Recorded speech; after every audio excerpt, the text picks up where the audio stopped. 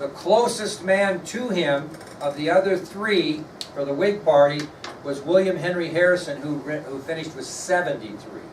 So it was 170 to 73 and change, if you know what I mean. So Van Buren wins the election of 1836. He does that, and on March 4th of 1837, he gave his inaugural address. When he assumed the office of the presidency on March 4th, 1837, he gave his inaugural address.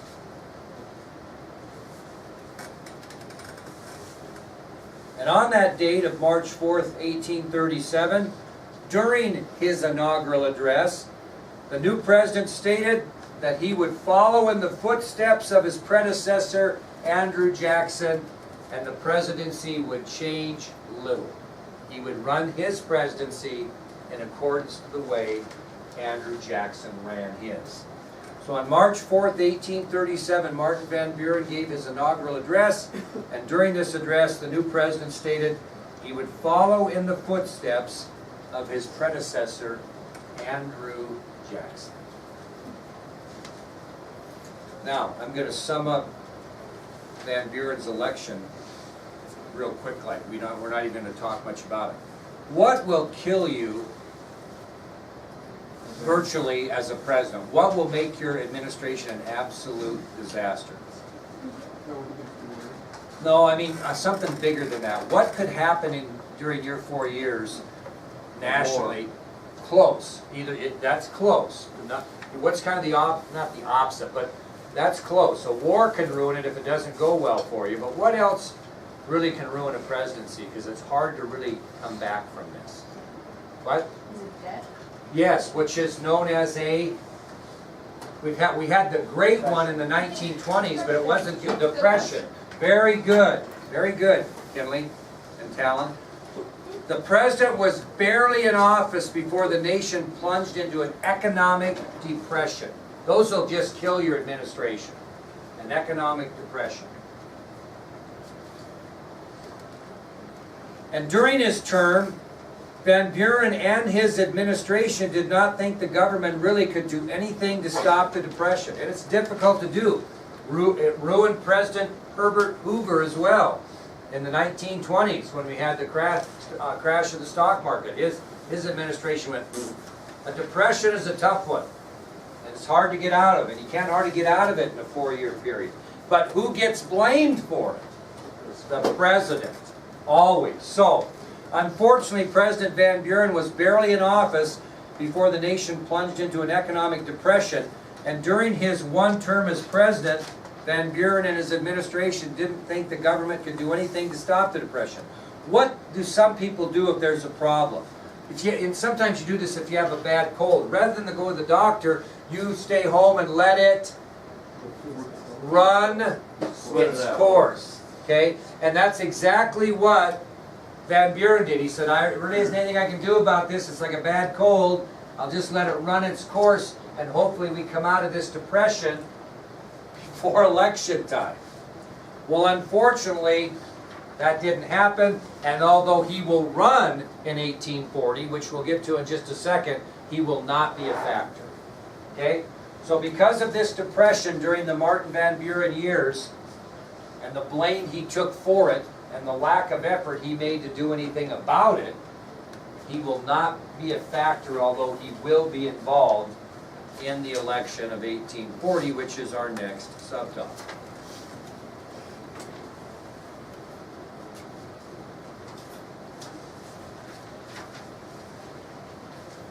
Now we'll end with this today. Save a little for tomorrow. I thought we were watching videos. We're going to, right after we're done with this. You said all week. This one video is pretty long. How long? 60 minutes, which is more than the class period. So what was the Whig Party like? What would it be about? Discontents of the Republicans and Democrats, people that didn't agree with the Republicans or Democrats. Let's talk about the election of 1840. As I mentioned, Martin Van Buren is going to be nominated for re-election by the Democratic Party, but the Depression is going to seal his political fate. He's going to be no factor in this thing. Not going to have a chance. So who do you think the Whig Party nominated? They didn't nominate 3 this time. They thought they could win because of the Depression. So who did they nominate? John. No, William Henry. William Henry Harrison. He did the best against Van Buren, but John Tyler will be running with him as vice president. And this is going to be an important selection. The Democrats are going to have to pick somebody important here because history's going to change here a bit. Yep. Yeah. Now, you know, how many ever heard anything about William Henry Harrison? Probably not much. He was actually a military hero, especially for his efforts against the Indians during the War of 1812.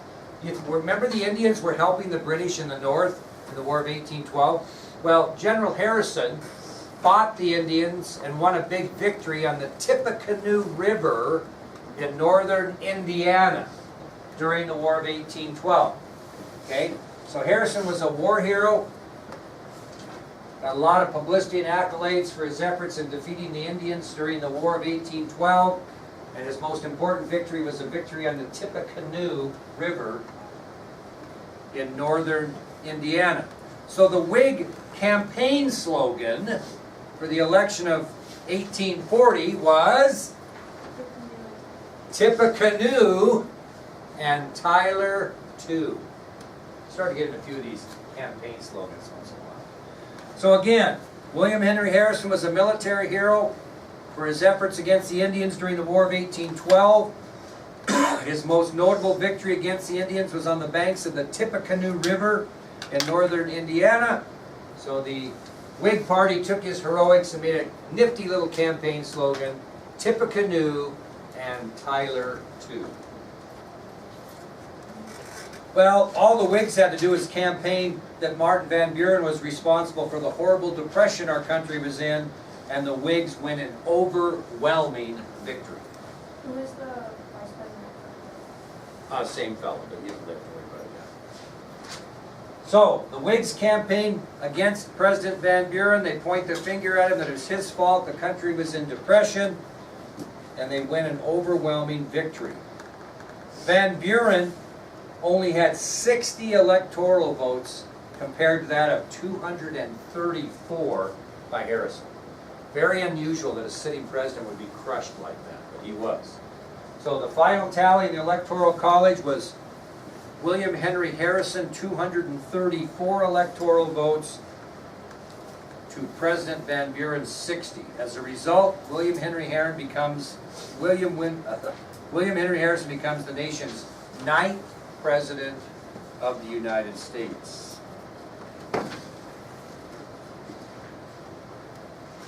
Okay, what we'll do then, let's keep going. Then we'll get to the video tomorrow. The final days of President Andrew Jackson. The final days. But what's got to happen still? What does William Henry Harrison have to do still? Take the oath, yeah. We'll talk about that later. So the final days of President Andrew Jackson.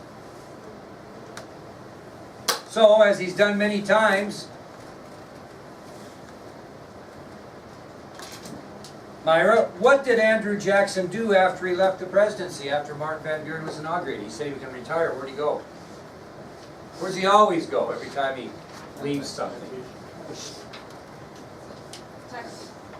Oh, God. His plantation. Where's his plantation in Tennessee? He went back to his plantation in Tennessee. Now, to tell you how popular this man was, people lined the route back to his home. From Washington, D.C. to his home, people lined that route. He didn't fly back in those days, right? They lined the route and cheered him. The 70-year-old former president got kind of a standing ovation from Washington, D.C. all the way back to Tennessee as people lined the roads he was traveling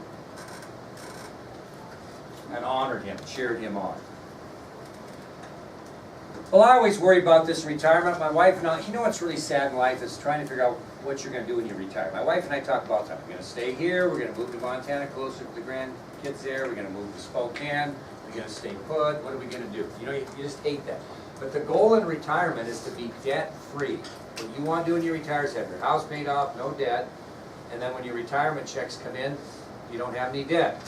Well, Andrew Jackson unfortunately didn't have that happen for him. When he got back home to his plantation, he found himself more than $7,000 in debt, which would be about $200,000 in today's dollars. Hey, what's happening? Hey, I got a question for you. So I know you're not doing after-school tutoring this quarter. Both of those guys want it, I think, for the rest of the semester. Do you want to get in on that, the fourth quarter? Or you No, just those want- guys will be fine. Yeah. Thanks, yeah, all right. So he's almost $200,000 in debt. The reason is because he had adopted a son back by the name of Andrew Jackson Jr., who poorly managed his plantation. And when he got back, he's $7,000 in debt, which is about $200,000 today. That'd be the last thing I would want to be retired, is to think that I was out of debt and find the banker calling me saying, you know, I know you wanted to retire, but now you're $200,000 in debt. I'd have to go back to work, right? So that was bad news for him. So he struggled financially the rest of his life. How else did he struggle? What was he like physically? Not in very good shape. He survived duels. He was getting old. So he really suffered in retirement, both financially and physically, the rest of his life. I think that would be a horrible way to retire, to suffer financially and physically. Can't do the things you want to do physically, can't do the things you want to do financially. My whole goal in life is to be able to do whatever I want to when I retire. If I want to take off in my camp trailer and go 2 weeks to Spokane, I'm going to do it. But if you're financially strapped and you don't feel very good physically, it's not going to be an option for you. So you kind of feel sorry for a guy that dedicated his life to public service. He also was in a depression.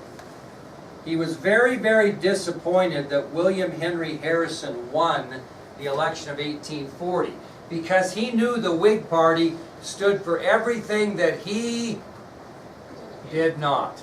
Absolutely. So he was in kind of a depressive state. He was very upset about the state of the country. He was disappointed in Harrison's victory and the Whig victory in 1840 because he knew that the Whig Party stood for everything opposite that he stood. Well, his health began to deteriorate, and on June 8th of 1845, he was in bed very weak with illness. On June 8th of 1845, he was in bed very weak with illness. And he summoned his son Andrew Jr., his family, and his servants to his bedside. So on June 8th of 1845, Jackson, very weak with illness in bed, summoned his son Andrew Jr. and his family and his servants to his bedside. Now, one of those servants that was at his bedside at this time was a slave by the name of Hannah.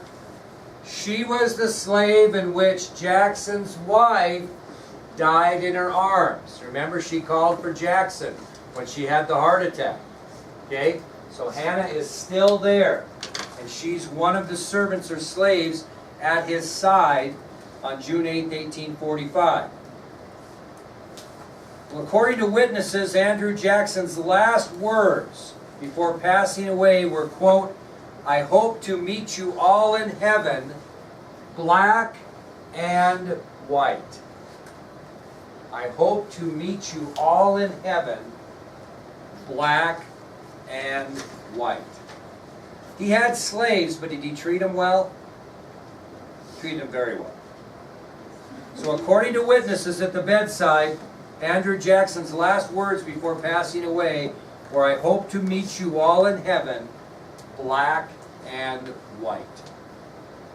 Now, I don't know if this is true or not, but it's legend that one of Jackson's slaves asked the following question at his bedside: "Do you think General Jackson has gone to heaven?" Supposedly one of the slaves made that comment after he passed away. "Do you think General Jackson has gone to heaven?" In which another slave replied, if General Jackson wants to go to heaven, who's gonna stop him? That kind of sums up the guy. I don't know if that's true or not. The story is that one of Jackson's slaves said after he died, "Do you think General Jackson has gone to heaven?" To which another slave replied, "If General Jackson wants to go to heaven, who's going to stop him?"